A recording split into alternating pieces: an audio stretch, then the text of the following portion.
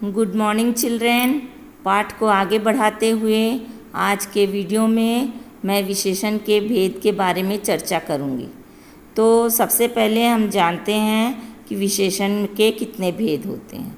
तो बच्चों, विशेषण के 4 भेद होते हैं।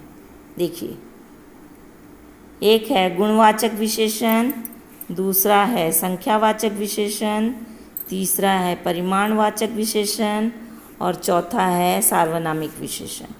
तो सबसे पहले गुणवाचक विशेषण के बारे में बता दूं कि किसी संज्ञा या सर्वनाम के गुण, दोष, आकार, स्वाद आदि की विशेषता बताने वाले शब्द गुणवाचक विशेषण कहलाते हैं। जैसे कमज़ोर, नाजुक, दुष्ट, ऊंची, मीठा, पीला, बाहरी, कड़ा इत्यादि।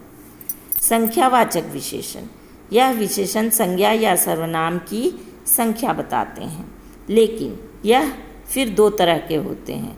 कोई संख्या बताते हैं तो वो निश्चित है, जो नहीं बताते हैं वो अनिश्चित है। तो जिसमें निश्चित जानकारी रहती है उसके कुछ उदाहरण हैं 1, 3, 5, दुगना, तिगुना, लाख, 2 लाख आदि। लेकिन जो नहीं बताते हैं संख्या, उनके कुछ उदाहरण जैसे कुछ में तो कोई गिनती नहीं है, इसलिए कुछ, सारे, सब, कई, थोड़ा, ज़्यादा, कम इत्यादि। अब आई तीसरा परिमाणवाचक। परिमाण से पता चलता है कि ये माप है, इसमें माप, तोल और मात्रा की जानकारी मिलती है। इसको भी 2 भागों में बांटा गया है, निश्चित परिमाणवाचक, अनिश्चित परिमाणवाचक। 2 किलो, 5 लीटर, आधा किलो, ये हमें निश्चित परिणाम दे रहे हैं, यानी जानकारी दे रहे हैं। और जो नहीं देते हैं उसमें है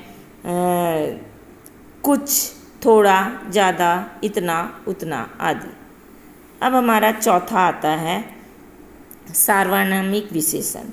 जब कोई सर्वनाम किसी संज्ञा की विशेषता बताते हैं तो उसे सार्वनामिक विशेषण कहते हैं। जैसे वह लड़का, यह कलम, उस घर, इस नदी, कौन सा देश, आप, कोई इत्यादि। इसमें 2 एग्जाम्पल मैं वाक्य के साथ दे देती हूँ। पहला ये कि वह आया था। वह आया था में सिंपल वह प्रयोग हुआ है किसी संज्ञा के बदले, तो ये सर्वनाम है। और दूसरा है वह लड़का आया था, यानी कि यहाँ लड़के को पर्टिकुलरली निश्चित कर दिया गया कि यही लड़का है, तो ये सार्वनामिक विशेषण हो गया। इस तरह से अब हम चारों भेद के बारे में जानेंगे, मगर अगले वीडियो में हम जानेंगे कि विशेषण की रचना कैसे होती है। तब तक के लिए आप प्रतीक्षा कीजिए। धन्यवाद।